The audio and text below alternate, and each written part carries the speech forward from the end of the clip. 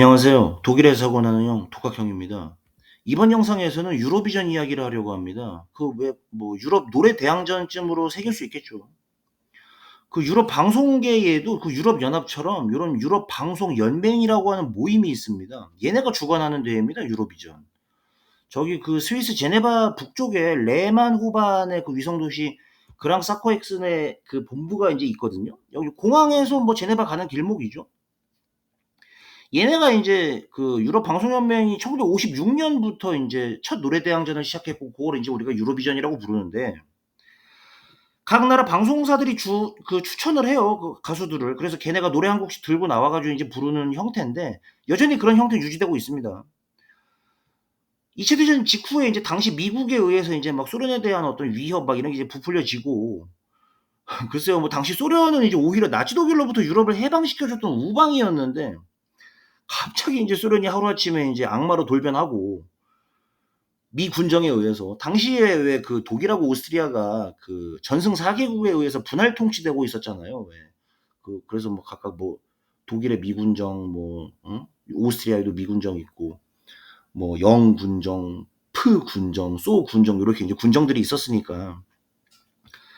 아무튼 인제 뭐 그 미군정이 인제 당시 인제 유럽 서유럽 쪽에 인제 라디오 방송을 통해서 인제 막 그 동유럽에 대해서 소련에 대해서 흑색선전하고 프로파간다하고 인제 이런 거 해야 되니까 자연스럽게 어떤 그런 분위기가 형성되지 않았나.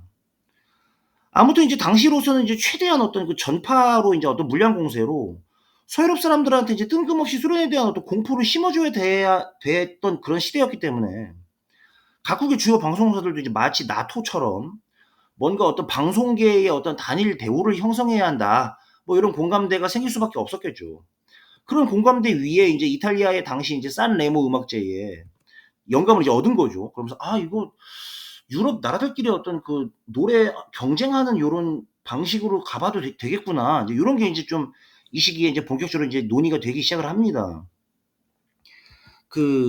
이 베니토 무솔리니 왜 그 이탈리아 독재자 있잖아요. 그 22 년도에 이제 쿠데타로 인제 정권을 장악했는데 우리 박정희 시대 때처럼 이탈리아도 인제 고 20 년대 30 년대 때 본격적으로 산업혁명이 시작이 됩니다. 그래서 이제 국가 산업단지였었던 어떤 토리노 왜 그 여러분 잘 아시는 피아트 자동차 그리고 전통적인 공업지대였던 어떤 밀라노 뭐 알파 로메오부터 해 가지고 뭐 자동차 메이커들 많죠. 뭐 섬유 산업 여전히 지금도 유명하고요. 뭐 구두 이런 거. 그 요 북부 공업단지에 게다가 또 이제 남부 전통적으로 인제 뭐 깐느라든가 뭐 니스, 모나코 요 인제 해안선이 있는 요 산레모에 인제 또 인제 큰 카지노까지 들어서게 됩니다. 그러니까 뭐 노동자뿐만 아니라 뭐 벼락부자들이나 뭐 당시에 뭐 남아 있었던 뭐 사보이 왕가부터 해 가지고 그 귀족들 가 가지고 인제 즐기면서 새로운 이탈리아를 인제 누려라 뭐 이제 그런 의미였겠죠, 베니토 무솔리니 입장에서는. 그러면서 이제 음악제까지 열렸던 거고 어찌 보면 인제 글쎄요. 그 유로비전은 이렇게 좀 2차 대전 이후에 어떤 양면성 유럽의 양면적인 어떤 상황 즉 뭐 첫 번째는 이제 미국이 만들어내는 어떤 소련에 대한 밑도 끝도 없는 어떤 위협에 대한 어떤 방송계의 기술적 정치적인 어떤 단일 대우 형성의 어떤 목적이 있었고 다른 한면으로는 어떤 이 남쪽의 그 이 리구리아해의 어떤 그런 그 뭐라고 그래야 될까요? 이 유럽의 좋았던 시절에 대한 낭만? 뭐 그런 어떤 뭐 여유 예? 뭐 잔치 분위기 뭐 요런 거? 요런 것들을 좀 전 유럽에 좀 구현해 보자 하는 어떤 고런 취지가 좀 묘하게 버무려진 고런 어떤 시대적인 산물로 보는 게 타당하지 않겠냐 유로비전이. 예 유로 그 노래 대항전.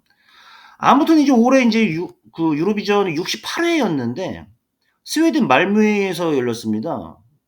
뭐 유나이티드 바이 뮤직이라는 어떤 구호 아래 37개 팀이 이제 출연해서 경쟁을 했고 스웨덴 공영방송 SVT가 인제 생중계를 했죠.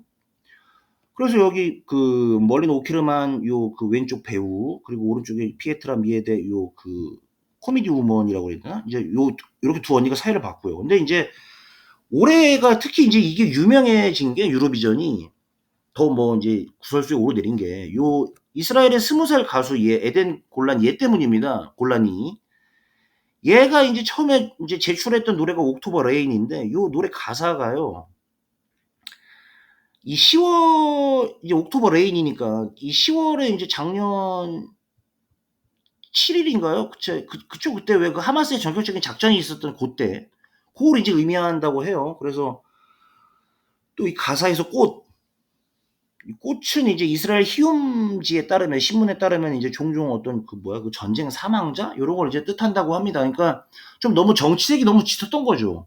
그래서 유럽 방송 연맹에서도 "야 이거 좀 노래 이거 좀 다시 너네 제출해야 되지 않냐." 뭐 이런 의사를 전달했고 그때 인제 또 이스라엘 방송사 칸에서는 "아니 이거 우리가 인제 그 출전하는 그 뭐야 참가비도 내고 다 하지 뭐 하는데 게다가 추가적인 비용이 더 들어도 우리 이스라엘이 이 가사 본문의 어떤 부분도 바꾸고 싶지 않다." 요렇게 인제 또 강경한 어조를 또 인제 발표합니다. 이스라엘 방송사 칸 측에서.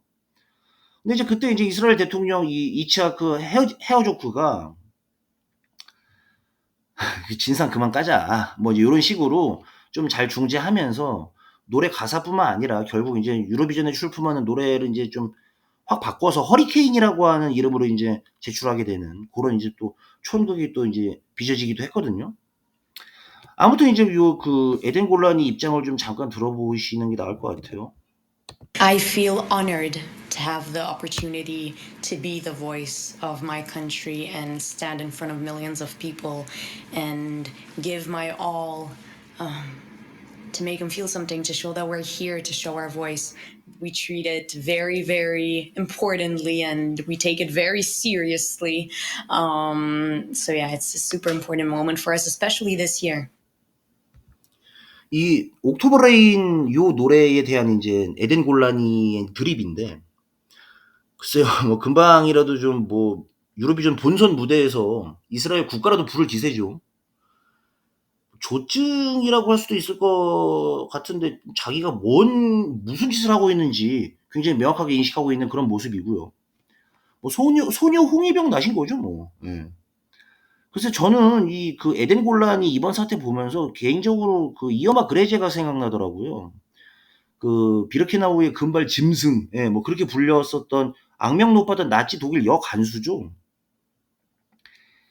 이 이어마 그레제도 독일 소녀동맹 출신이었습니다. 그 왜 그 히틀러 시대 때 왜 소년들은 히틀러 유겐트 들어가고 여자애들은 왜 독일 소녀동맹 들어가고 뭐 그랬거든요.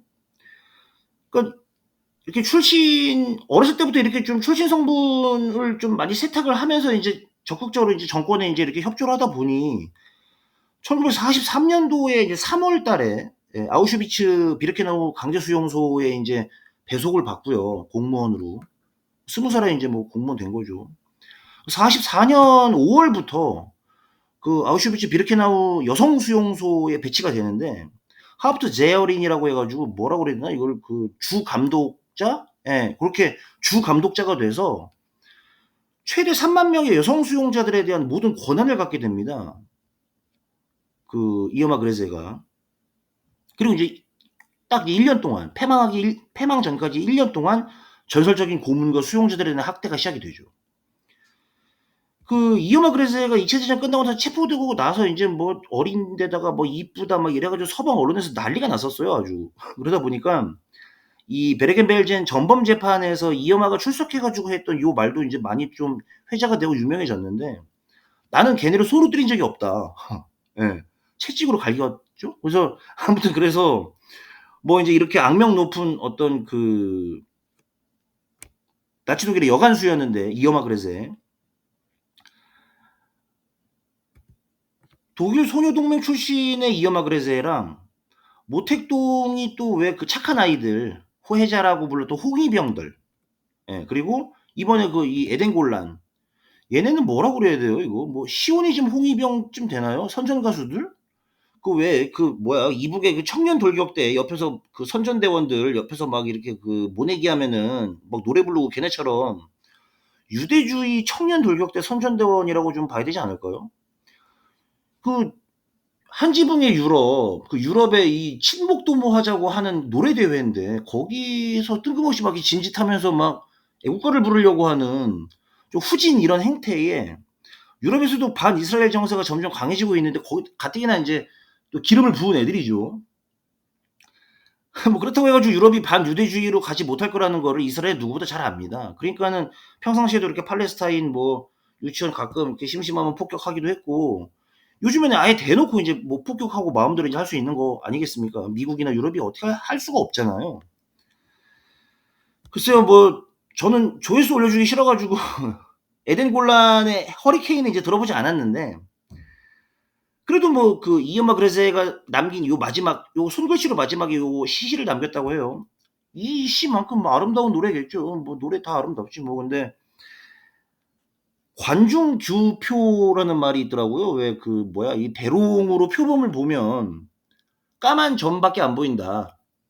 뭐 그런 말이잖아요. 그러니까 3,000년 역사를 제대로 조망할 수 없고 그 내가 겪은 어떤 단편적인 어떤 그 부분 거기만 이게 꽂혀 있으면 좀 '교육 수준이 좀 이렇게 낮으면 원리주의자가 되는 거 아닌가.' 뭐 그런 생각이 많이 듭니다. 에덴 곤라니도 사실 글쎄요, 뭐 '플레이보이 이스라엘 모델 하는 게 더 낫지 않았나.' 뭐 그런 아쉬움도 많이 들고요. 아무튼 이제 저 그 시 그 이어마 그레제가 손글씨로 쓰고 나서 이제 뭐 "남길 유언 없냐 사형 직전에." 그랬더니 슈넬 그랬다고 그러더라고요. "빨리 사형 집행해라." 뭐 그런 뜻이었겠죠. "원리주의자들은 결코 바뀌지 않는다." 이상 독일에서 하고 나는요, 북악현이었습니다. Tschüss.